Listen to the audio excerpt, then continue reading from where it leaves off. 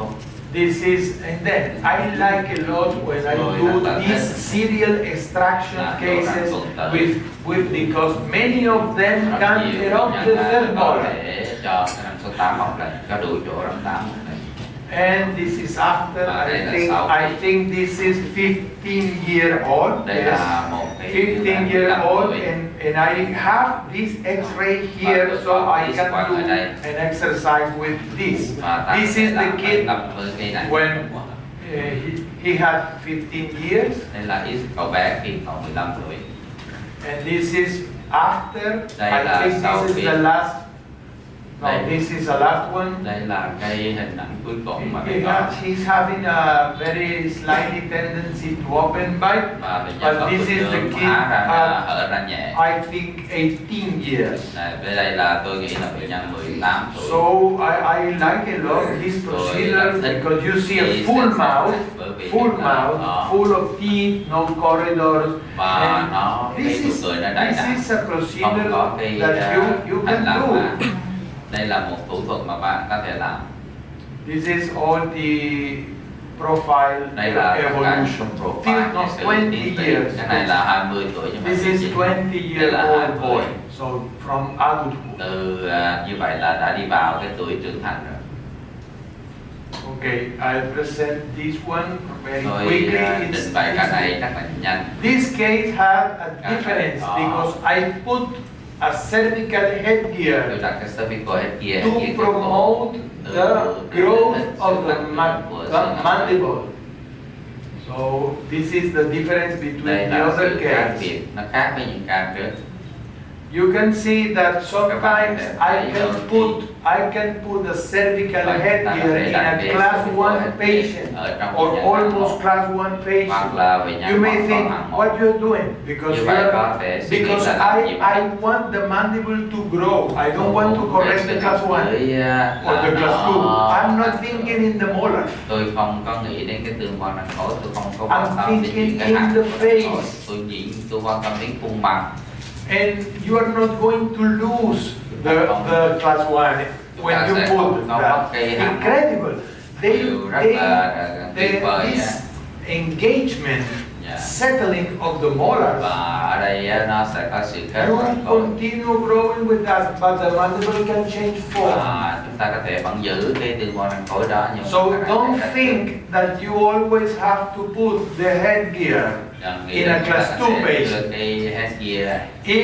It can be an aid to develop the mandible even in a class 1 patient. This is the reason I like to present this case. So we have skeletal discrepancy, dental discrepancy. Đây là vấn đề họ về răng rất là thiếu chỗ. If you see the cephalometrics, you see convexity. So I like kids with 5, 4, 6. Theo đó tôi thích cái này với là 4, 5, 6 but 7, 8, 9, 10 too much. So these kids looks like deficiency in the mandible. So we should help. Ta nên giúp nó để cho nó có cái. So this is panoramic. Đây là panoramic. So we can try to measure discrepancy. This is dental discrepancy, and this is cephalometric discrepancy. If you add them, you have a total discrepancy. Okay? Remember this concept that is very important. So we can make a VTO.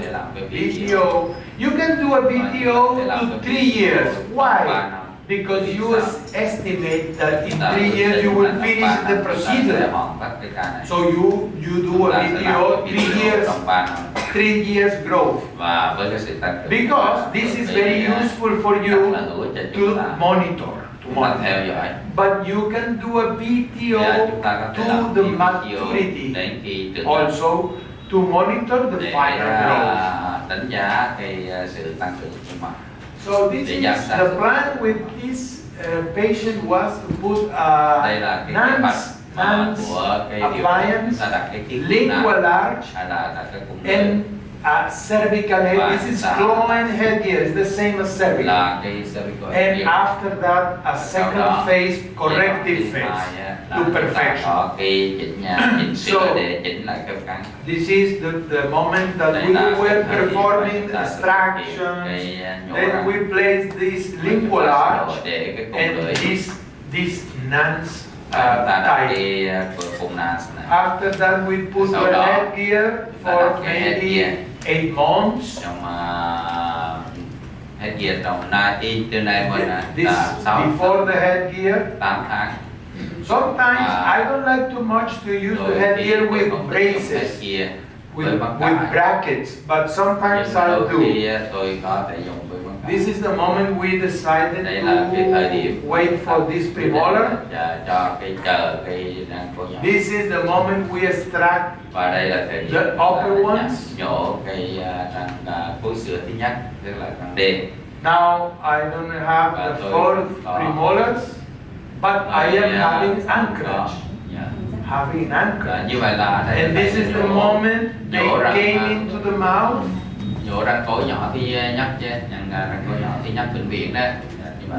So we did a re-evaluation here to plan the orthodontic phase. This is me calculating discrepancy at the moment. And now, sorry, yes, like this. This is the end of the serial extraction. Now I did the look, and you see, different. Okay, I think that here we use a little bit of cervical to extrude. And 2 with cortical anchorage intrude. So I like to unlock.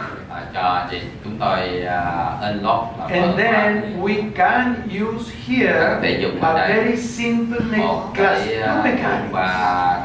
Very simple class 2 mechanics. Here we are already in class 1, so we can use only in this side, and we finish the case. So this is very nice to do. I like too much. So now we have the total change here. This is 15 months after. Now it's growing. And now this is 5 years after. Look. So now he's 19-year-old. So it's very nice kind of treatment. I like it. I don't, many people say this is, very bad to do serial extraction. No, if you have a prediction of how it's going to grow, you can estimate that the teeth are not going to fit. Okay, so we can do like a little exercise here to show you. Let me, here in my folder I have some different kind of cases. Yes, we need. Anybody brought one case to practice, or we don't have?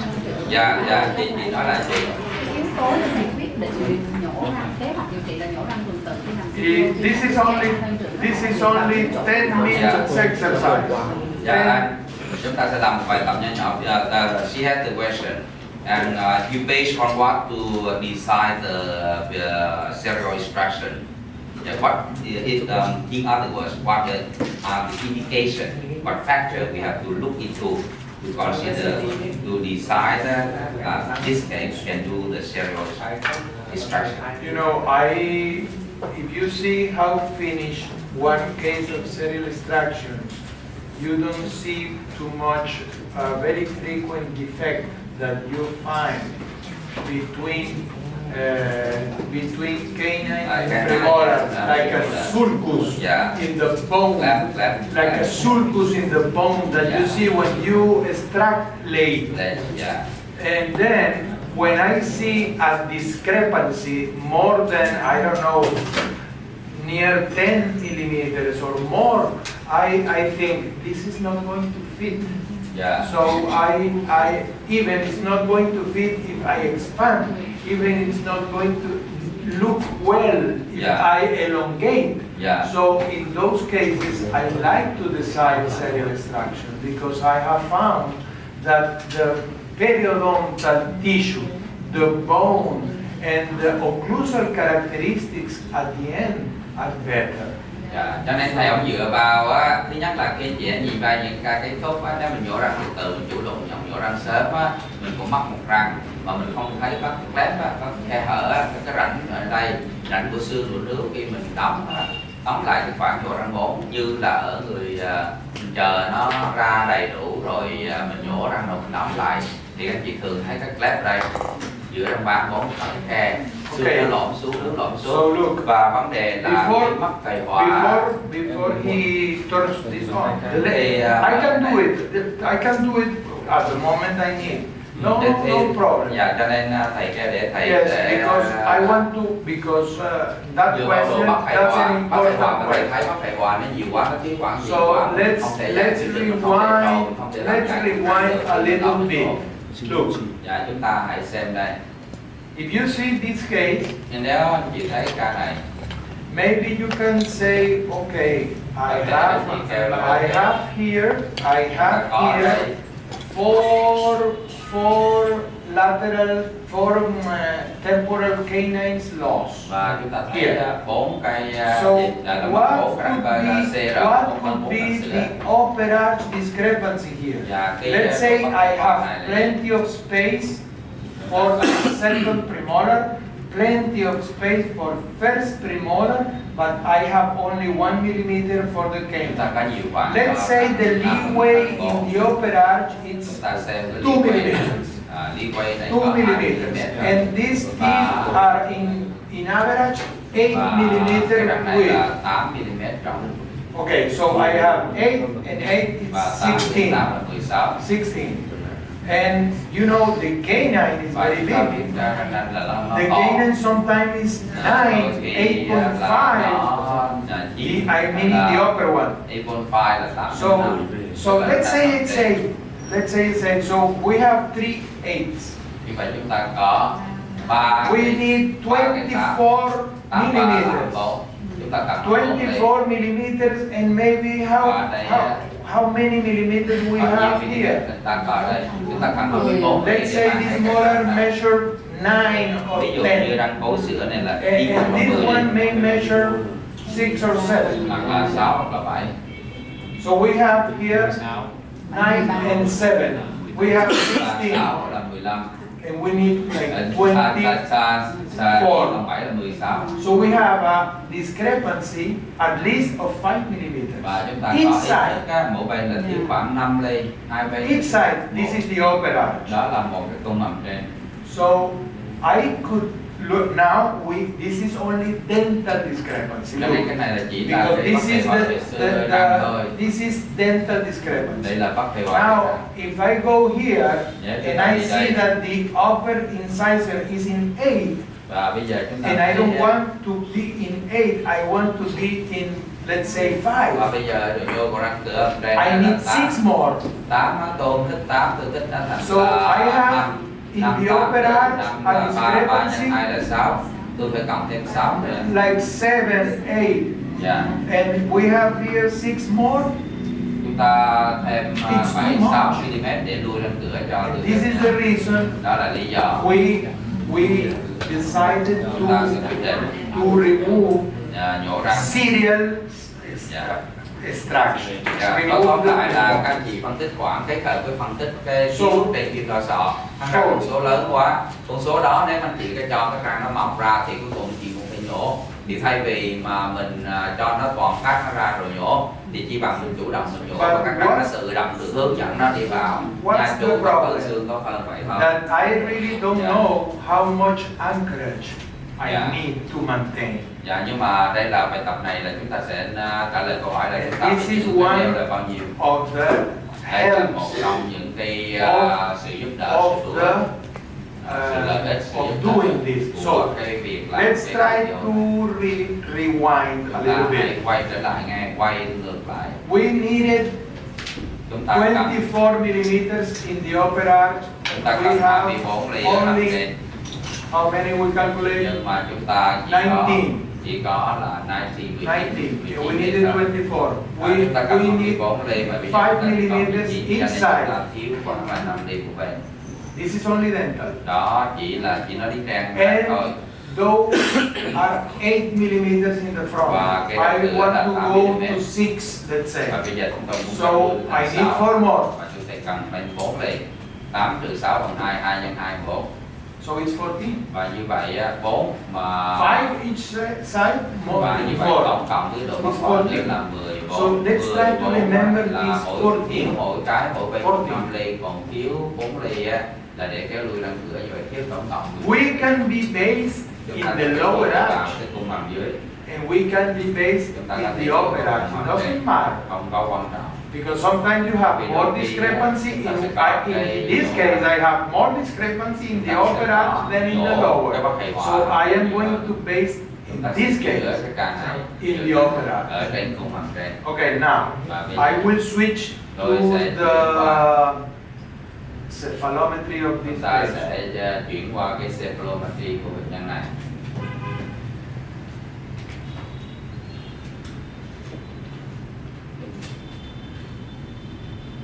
Okay, this is the case when he was 7.5 age. Là khi bệnh nhân 7 tuổi rưỡi. So this is I am going to perform here what we call the simplified video. Đơn giản hóa. And this is the one I want you to learn because I know that the other technique is a little bit long and you have to practice more and all this. But this is a very nice technique to begin. The first thing I do always in my predictions, and this is not in your syllabus because it's not part of the technique, but I love to do. I always do a cross. I always do a cross like this. Okay? Like this. So you can do this cross.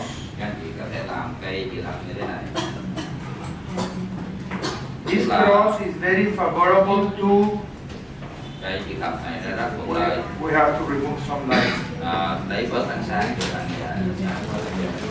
This cross is very nice to as a coordinate reference. Cho nên cái này nó rất cho chúng ta thuận lợi cho chúng ta lấy nó làm cái trục tọa độ để chúng ta điều phối tất cả những cái khác xung quanh cái trục này. Now you look better now. Okay.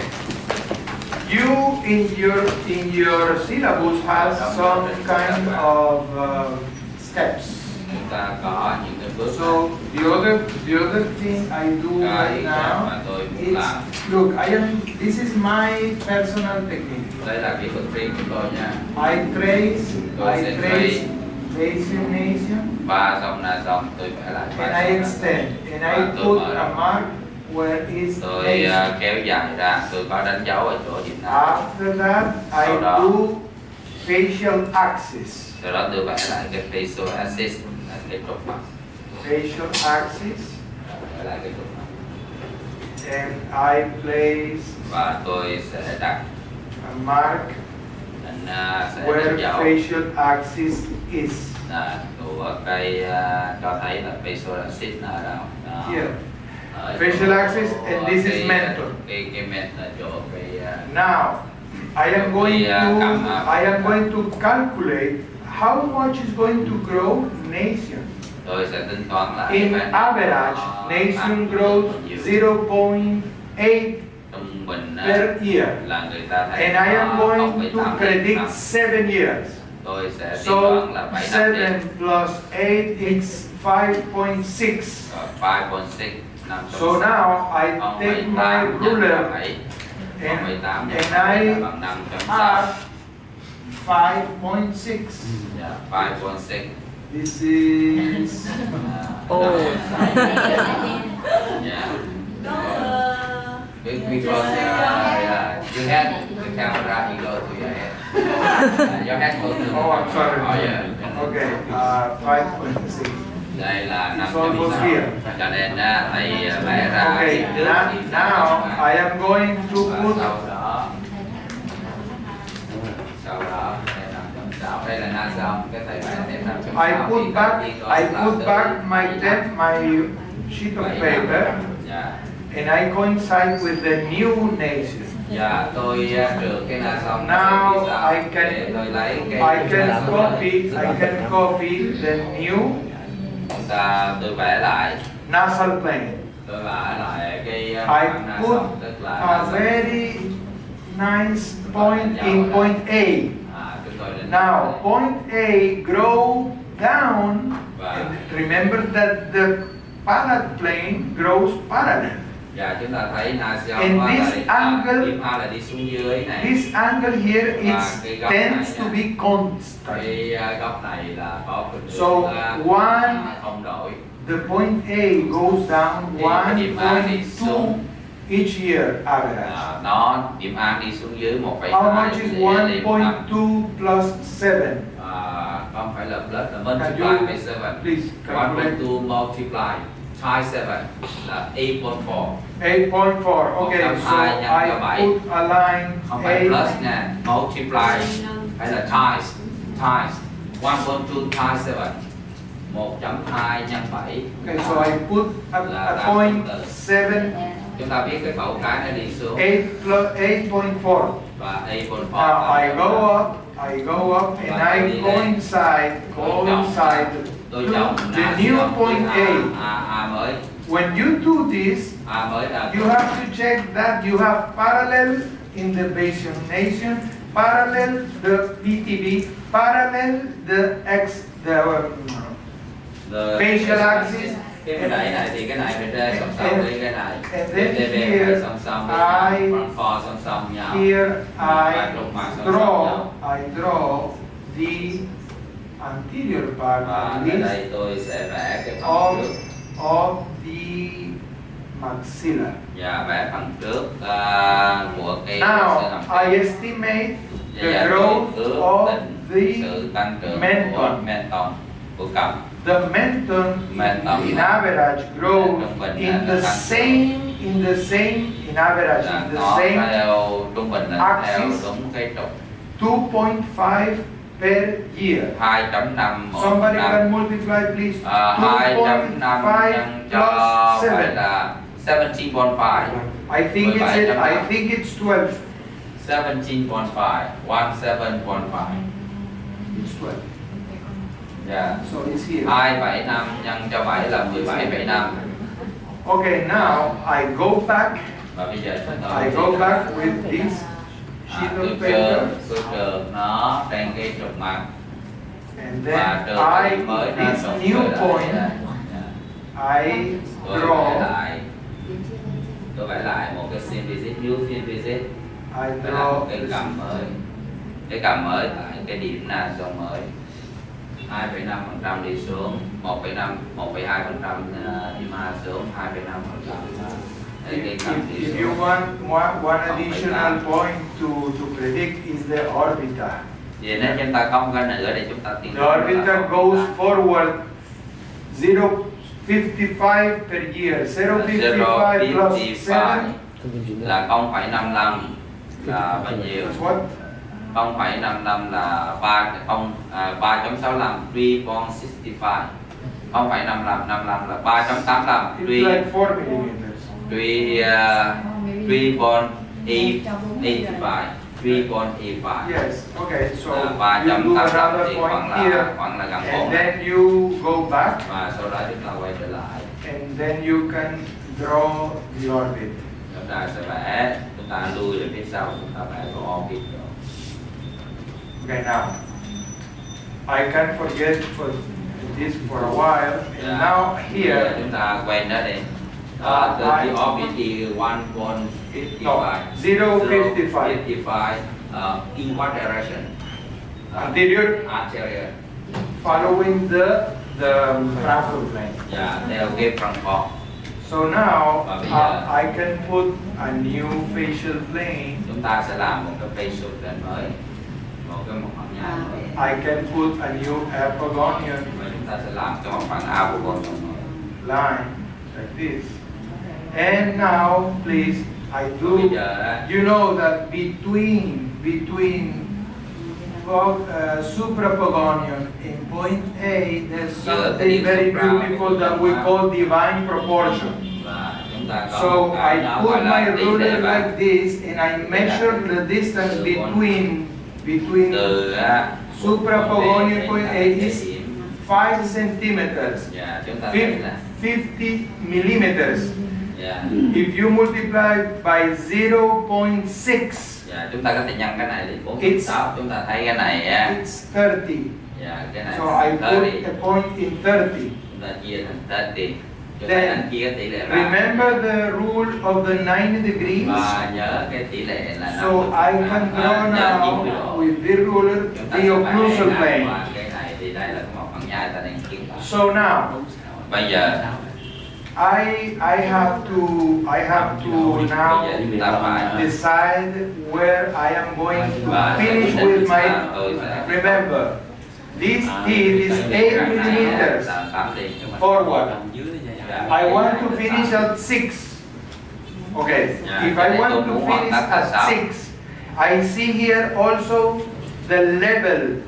And I take into account that I like this level because it's almost in the commissure. Chúng ta thấy tôi thích cái mức độ này. Maybe a little bit down. Rất là đẹp vì nó nằm ngay ở chỗ khoe mép, chỗ nơi hai môi chính rồi. So normally what I do is I prolong the occlusal plane a little bit. Cái này thì tôi làm cho dài. And I measure here. I measure here. I want to finish at 6. Tôi muốn hoàn tất. Okay, I do a point at 6.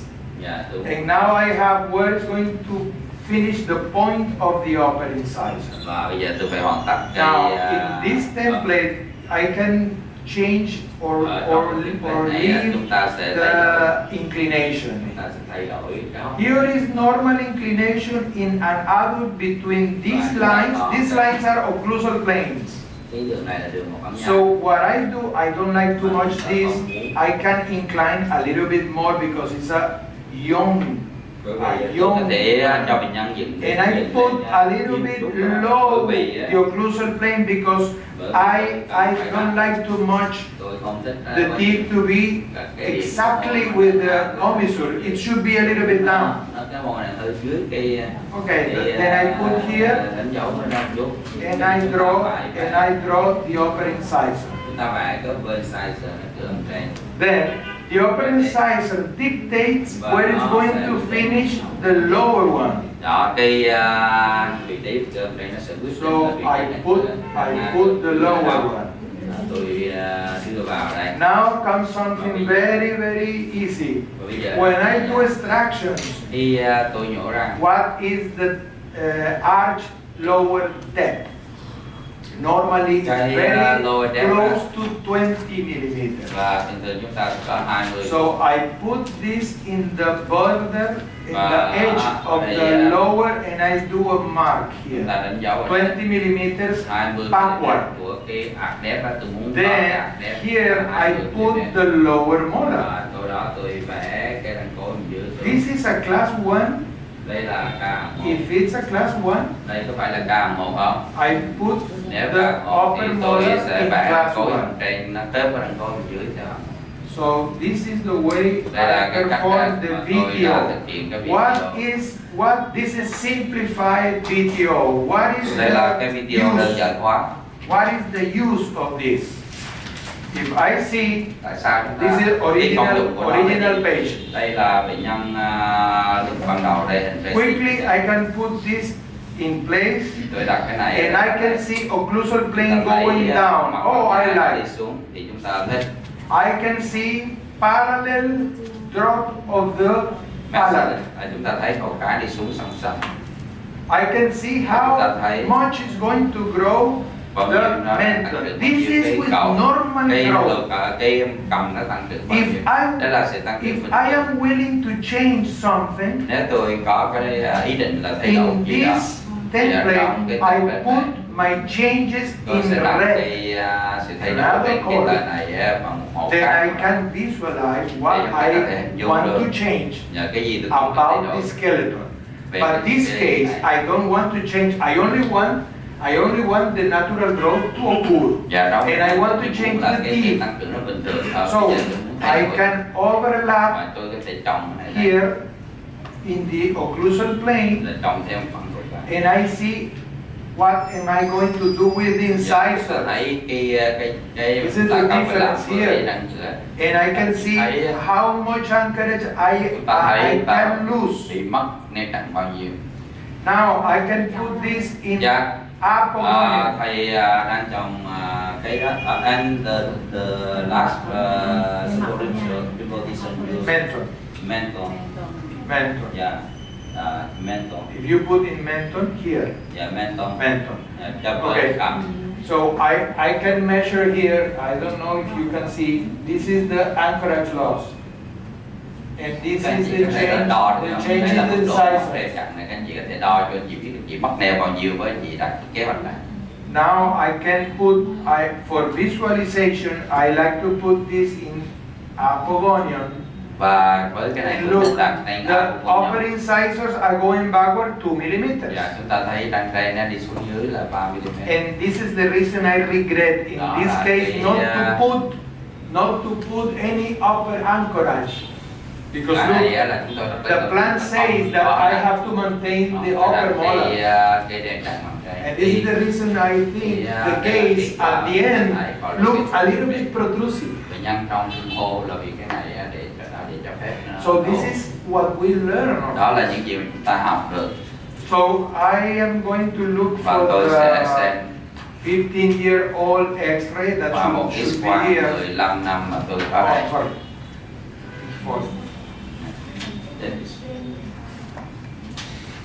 Okay, this patient is.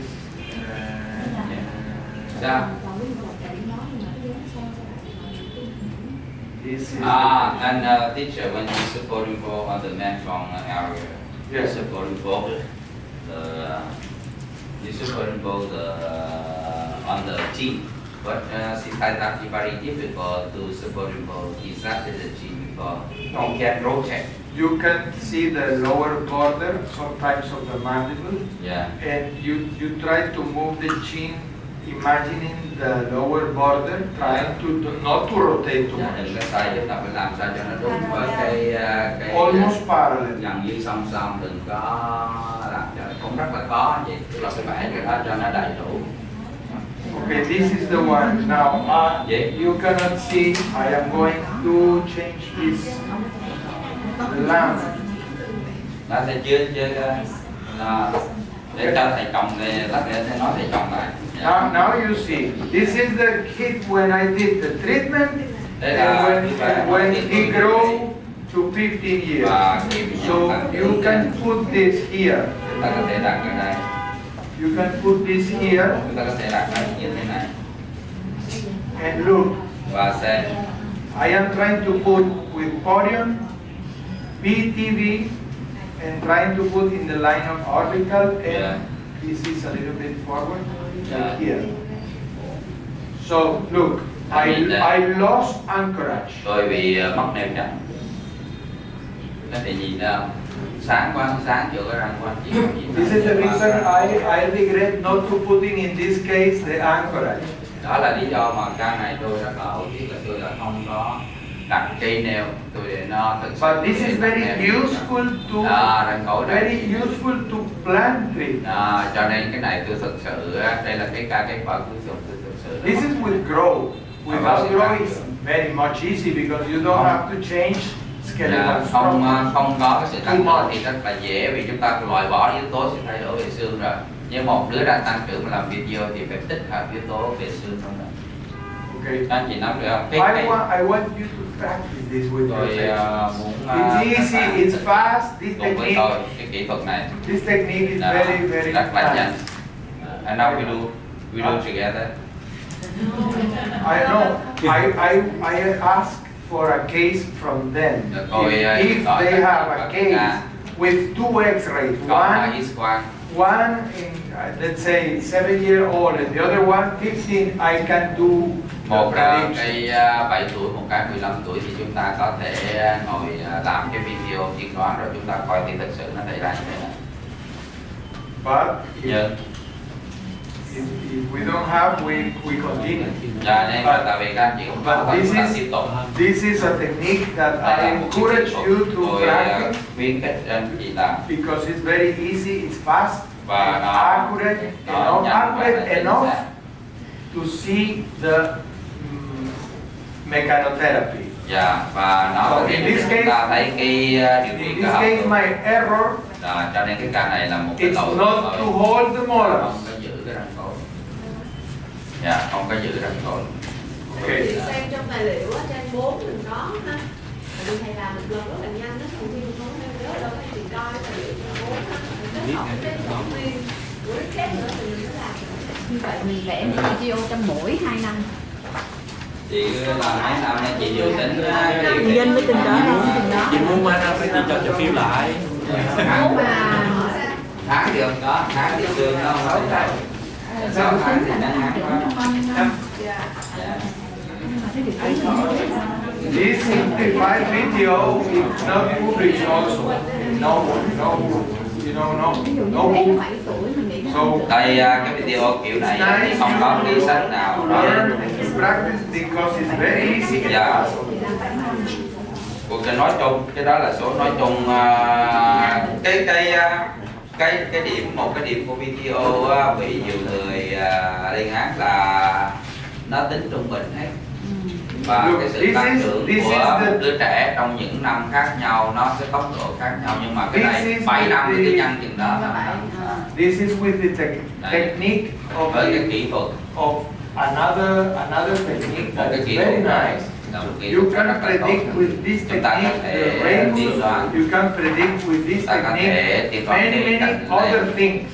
So there are several techniques to do video. Nó làm video. But I encourage you to use the simple one kỹ thuật mà các đơn giản hóa mà tôi vừa nói ở đây. And then when you master that technique, và you can thì go các to anh chị, the other one. Khi anh chị làm chủ cái kỹ thuật này á, các anh chị có thể đi qua những kỹ thuật khác, kỹ thuật làm video. Any question? Có câu hỏi gì không? Cho em hỏi là trong cái phim của thầy thầy vẽ cái đường cong đó là lấy tâm điểm này vẽ. Thầy đâu có nhắc tới cái đường cong đó là chuyện khác. Thầy không có nói gì về đường cong này. Cho nên anh muốn nói đường cong thì phải mở một lớp khác để nói chuyện đường cong. Nhưng mà mỗi là ông hoặc là tôi chỉ cho anh cái người mà tới chỉ ra cái đường cong đó. Mỗi là ông Hoặc là chỉ sách cho anh đọc là video đó chị, cái cuốn video của các chị đọc anh chị đi. Làm lại lần nữa đi bắt thợ. không nhưng mà cho nên nó không có hết. Không có hết này. Làm sao các anh chị có thể mà nhồi hết tất cả vừa miêu vừa bay progressive trong 5 ngày, và cái chi các anh chị cũng muốn biết hết. Nó giống như cái này là một cái first contact.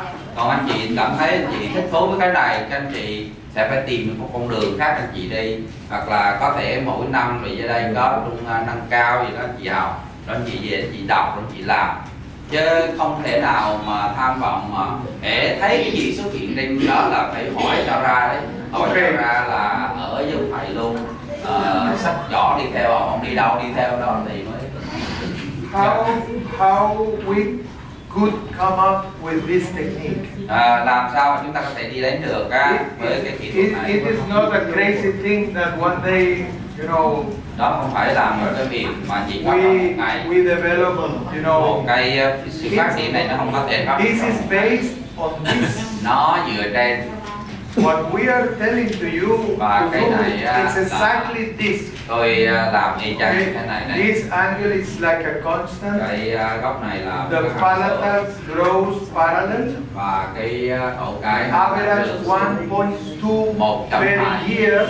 1.2 mm một năm. This facial axis is almost a constant.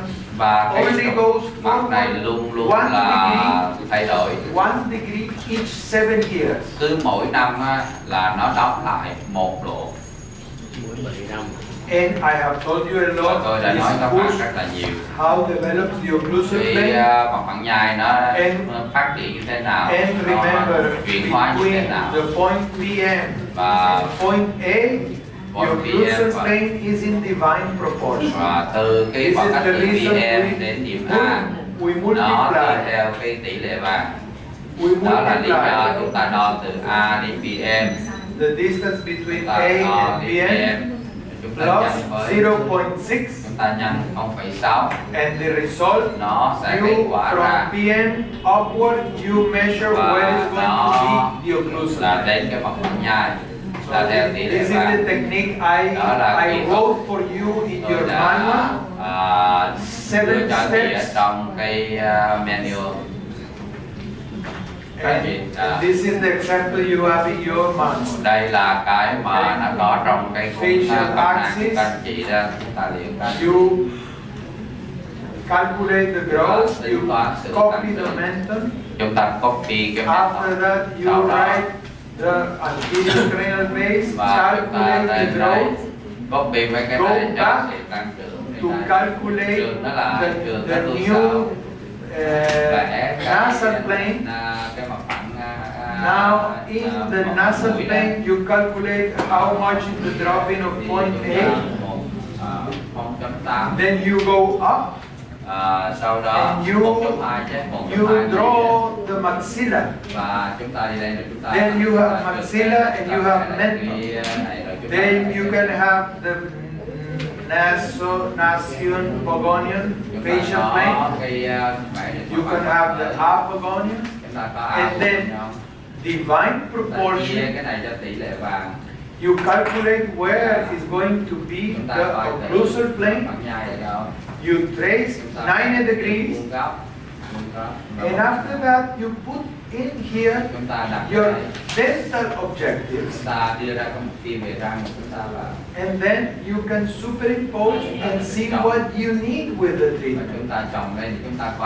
Very nice. So this is a very simplified video that once you do the treatment, you can compare if it matches the results. In this case, this is the second case I present, and look how accurate it is because I put some kind of anchorage. So it's nice. I like a lot. You can do it and see that works. It's very useful to calculate your objectives and to think in biomechanics. Cái mục tiêu và tính nó được cái kế hoạch sinh cơ học. Kế hoạch sinh cơ học là sẽ di chuyển ra như thế nào. Try to do it. Try to do it. Okay, cố gắng làm đó. I have performed. Tôi đã thực hiện cái này. I don't know, hundreds of times. Tôi làm cả 100 lần. And it works. Và nó hiệu quả. Okay. If not,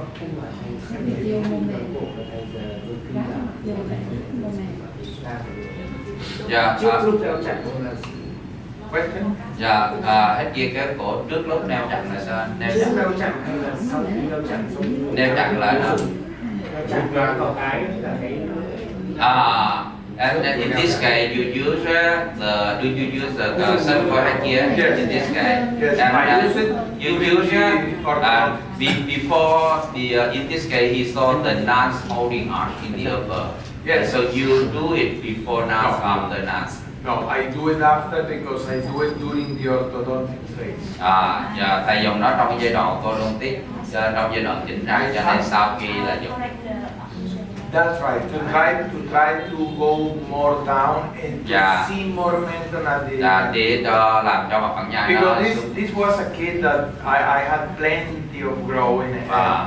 I had like 10 years of grow because it's 7-year-old age. Và cái này so, con này mới có 7 tuổi. Males grow till 19. Có thể nó tăng trưởng đến 12 years to manage. Đó, cho nên chúng ta có 12 năm. I first decided to pull the teeth out. And after that, I maintained with the nuns and tapeworm. And after that, I put brackets. And I used a little bit. It wasn't too much because it was a very nice face. I put the headgear only to extrude. This is the case I told you that you can put sometimes even in class 1. Cho nên đó là cái trường hợp chúng ta có thể đặt cái headgear ngay cả trong tương quan răng là hạng 1. Chỉ để cho nó trồi cái răng cối xuống và nó hạ thấp cái mặt phẳng nhai để cho nó phát triển cái hàm ra trước, cái cằm ra trước. Anh Thọ, cái mục tiêu đây là mục tiêu mình điều trị, đúng không? Còn bây giờ cái mục tiêu mà ví dụ như bây giờ một đứa trẻ mình theo dõi nó tăng trưởng á, nó có theo được cái video nên mình làm theo kiểu này không? Tức là cái đó phải là video, mà cái đó gọi là dự đoán tăng trưởng. Tức là mình không làm gì hết, đúng không? Mình không làm gì hết thì dự đoán tăng trưởng. For if we follow, we observe a growing child and do nothing, no intervention, and how can we predict? So we have the forecast, right? Yes. We have the forecast, we have short-term forecast and long-term forecast. That's right. And in long-term forecast với bạn cái đường tung nữa đó. Thì nếu thì có sách gì đó, sách thì chắc có. Mời bác Phục, đưa bác Phục đọc, bác Phục có thể tìm ra cái cách đó. Còn nếu bác Phục muốn con đường ngắn á, tôi chỉ cho một người tới thọ giáo chỉ vài ngày là biết rồi. Em có một ý kiến như này, tại vì mình là người đã học đi tới tận Ý, mình học với lại một học trò của Kép về cái dự đoán tăng trưởng gọi là long range forecast. Mình làm khoảng chừng 30 mấy bước cộng với lại video mềm này kia nữa thì mình mới ra được cái kết quả cuối cùng của long range forecast. Thì tụi mình đã học tới đó rồi, nhưng mà sau khi mình coi lại cái này của thầy, trong cái 7 bước này của thầy nó có cái long range forecast, nhưng mà nó sẽ bỏ ra qua rất là nhiều bước khác.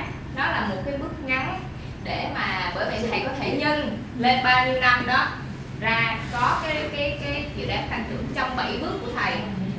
Nhưng mà thầy lồng trong đó luôn là cái những thay đổi về răng để thầy làm cái video cuối cùng luôn, gọi là cái VTG á, cuối cùng luôn. Thành ra cái nó rất là đáng để học. Nó thật là vậy, rất đáng để học. Nếu các anh chị muốn hiểu thật là sâu thì ở đây tụi tôi có thể gửi cho các anh chị những hai cái cuốn sách về video. Các anh chị sẽ đọc hết cái đó rồi thọ giáo những người đã làm rồi để hiểu rõ. Nhưng mà cái 7 cái bước tóm ngắn này của thầy nói chung á là trên cái gọi là cái trục mặt á, trên cái trục mặt cái visual axis á thì nó có sự thay đổi tùy theo cái biotype.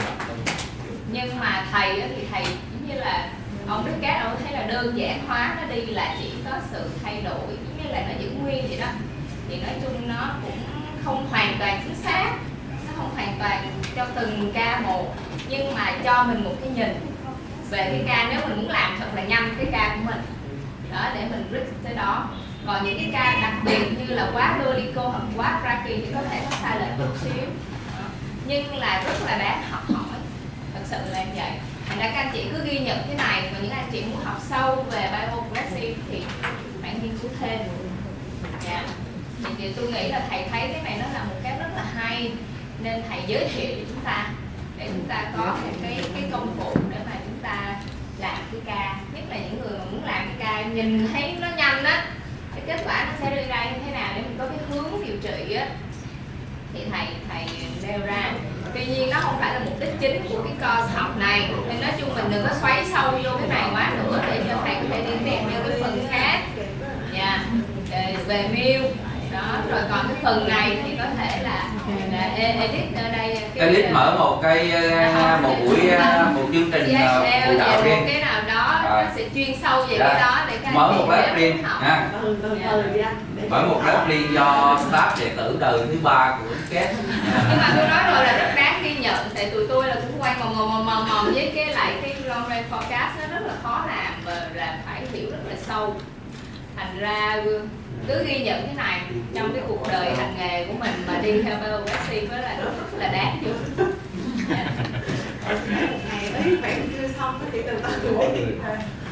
Yeah, and she give some comment on how important the BTO is, the long range forecast is the BTO.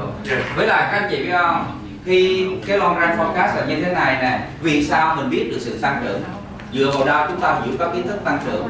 Dựa vào đo sọ, nhờ vào đo sọ người ta biết là tăng trưởng. Và chính sau này đầu tiên đo sọ nó là công cụ nghiên cứu thôi chứ không phải là công cụ lâm sàng. Mãi khoảng 10 năm sau mới thành công cụ lâm sàng để cho chúng ta nghiên cứu từng ca cụ thể. Thì với cái kiến thức về đo sọ đó mình sẽ họ theo dõi đưa ra quy luật để vẽ ra được cái long range forecast theo kiểu của liên kết, theo kiểu ông này ông nọ. Cái đó là không can thiệp gì hết. Còn chúng ta là can thiệp, cho nên phải tích hợp vô đó cái điều chúng ta muốn có. Cho nên nó phải trên cái nền của sự tăng trưởng, cộng điều chúng ta muốn có ra cái này. Còn nếu chị mà nhắm mắt mà chị không thì chị chỉ học là 10 năm nữa nó như thế nào, 5 năm nữa như thế nào thì có thể tiên đoán ra. Mà tiên đoán thì như thầy bói, có khi đúng và có khi không đúng lắm. Vậy thôi. Đó, cho nên là như vậy. Có gì nói không? Tại sao cái này điểm hay là gì? Chúng ta cầm cái cặp mẫu nào, chúng ta kêu chạy tới chạy lui là chúng ta chỉ làm vạch trên răng thôi. Cái đó mới là dental. Có một số trường phái dental video, trong quá trình đó cái hàm nó thay đổi, họ không ghi nhận con thuyền nó đổi như thế nào. Người ta đem kiến thức tăng trưởng và ý chí của chúng ta trong sự tăng trưởng đó bỏ lên đây, cho nên chúng ta thấy tất cả mọi thứ cùng lúc. Xương nó đổ sao, răng nó đổ sao, và nếu như làm video mô mềm là họ dự đoán luôn là mô mềm nó đổ sao. Và có thể đi ngược lại quá trình là mình muốn mô mềm nó đẹp như thế nào thì mình phải xương như thế nào, răng như thế nào, có cái ý chí của mình trong đó. Nhưng mà trên cái này của cái sự tăng trưởng, cho nên tích hợp đó gì hiểu cái idea đó. Ok, rồi let's move on. Cái này quan trọng đó chị nè, cái này quan trọng đó. Thôi chúng ta khép lại cái phần mà